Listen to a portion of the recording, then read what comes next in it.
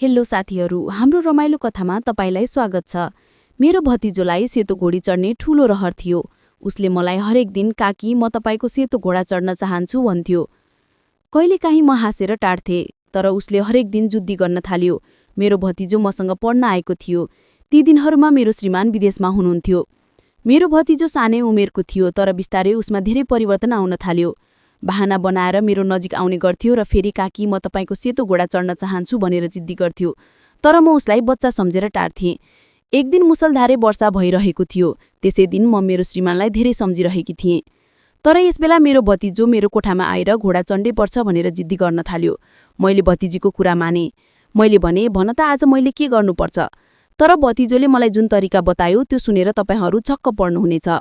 उसले बत्ती निभाए लगत्तै पुरै जोसका साथ, कहिलेकाहीँ गलतफहमीले मानिसको राम्रो सम्बन्धलाई पनि बर्बाद गरिदिन्छ। यसरी यो क्रम मसँग भएको थियो।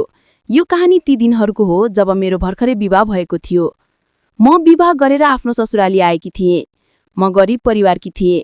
त्यसैले आमा बाबुले राम्रो सम्बन्ध देखेर सानै उमेरमा मेरो विवाह गरिदिएका थिए। विवाहको लागि हरेक केटी जस्तै मेरा पनि धेरै सपना थिए, तर ती सायद मेरो जीवनमा पूरा भएनन्। किनभने विवाहको रात नै मेरो श्रीमान मलाई छोडेर विदेश जानुभएको थियो। यो विवाह धेरै हतारमा भएको थियो, किनभने मैले सुनेकी थिएँ कि मेरो श्रीमानका आमा बाबु यस संसारमा हुनुहुन्न र उनकी एउटी सानी बहिनी थिइन्, जसको विवाह उहाँले 1 वर्ष अघि नै गरिदिनु भएको थियो। आमा बाबुलाई पनि यो सम्बन्ध राम्रो लागेको थियो, किनभने केटाले राम्रो कमाउँथ्यो। केटा पक्षले हामीसँग कुनै माग पनि गरेका थिएनन्। त्यसैले आमा बाबुले खुसी खुसी मेरो विवाह मेरो श्रीमान राजासँग गरिदिएका थिए। म बिदा भएर जब आफ्नो ससुराली आएँ, तब ठूलो सादगीका साथ मेरो स्वागत गरियो। मेरो ससुरालीमा धेरै मानिसहरू थिएनन्।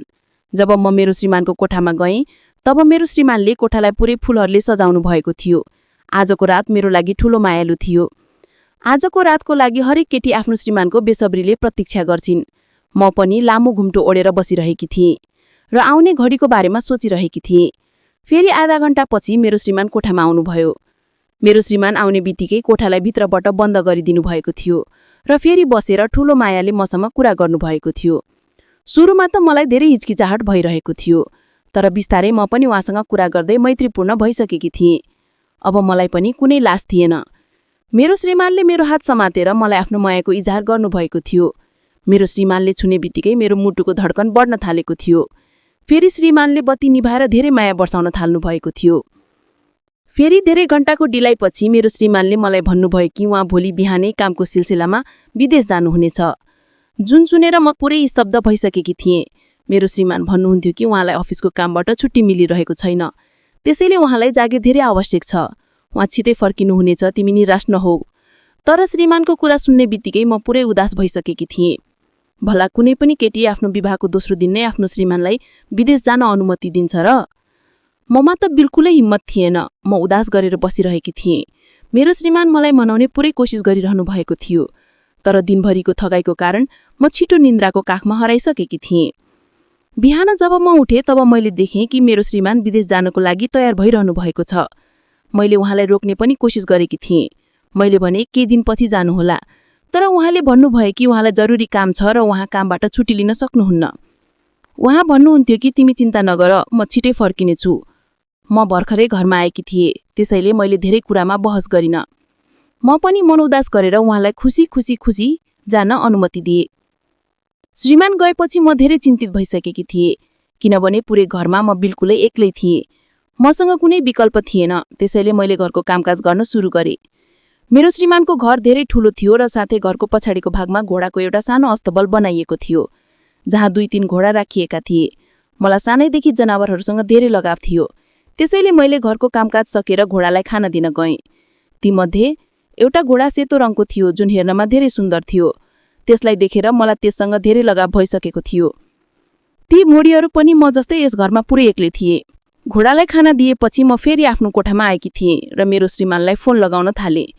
मेरो श्रीमानले मसँग कुरा गर्नुभयो, तर म तब पनि बारम्बार उहाँलाई आफ्नो नजिक बनाउने जिद्दी गरिरहेकी थिएँ।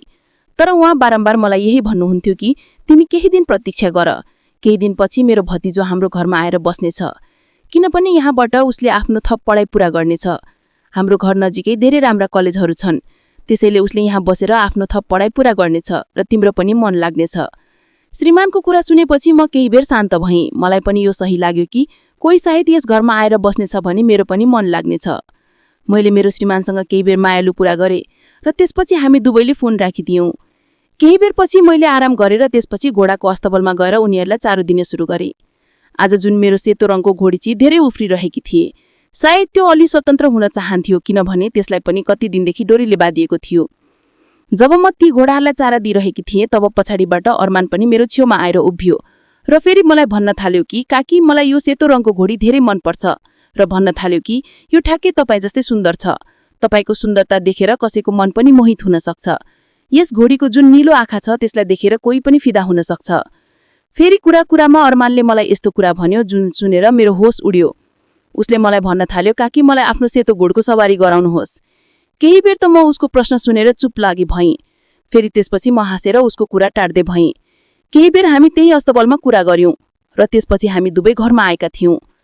घरमा आएपछि अरमानले मलाई भन्न थाल्यो कि काकी, आज म आफ्नो साथीहरूको घर जाँदैछु, त्यसैले अलिक ढिलो हुनेछ किनभने मेरा साथीहरू यही होस्टेलमा बसिरहेका छन्। मैले उसलाई जान अनुमति दिए र राति ऊ फर्कियो। राति म खानाको लागि उसको प्रतीक्षा गरिरहेकी थिएँ। जब आयो तब हामी दुवैले बसेर र रातिको खाना खायौं। खाना खाँदै अरमानले फेरि भन्न थाल्यो,